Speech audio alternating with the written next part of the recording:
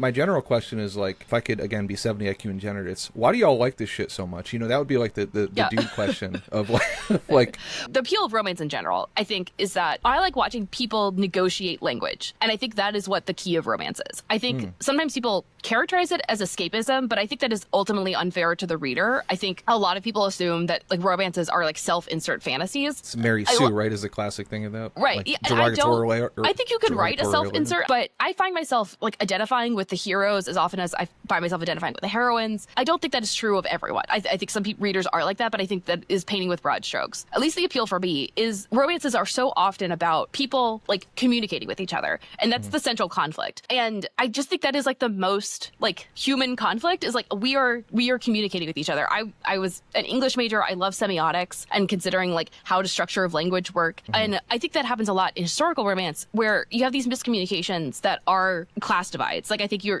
get a lot of class divides in historical romance that are sort of negotiations of like, what am I saying to you? And like, what is the meaning of what I'm saying to you? But also, how are you interpreting it? And sometimes people complain about miscommunication in historical romance or in romance in general. They say that that's like, they're like, it's boring. Or like they say, like, why don't these two characters just have a conversation? It's like, well, I just think about like times in any sort of relationship in my life, romantic or platonic or familial. Like, when did we have a problem? It often was because we were not communicating correctly. We were not understanding each other. And so it's like, yeah, like maybe those conflicts could be solved with just a conversation, but sometimes you have a conversation and your problem's not solved because you're still miscommunicating. And that sort of consideration and like deep like value of like looking at different people communicating is what I love about romance.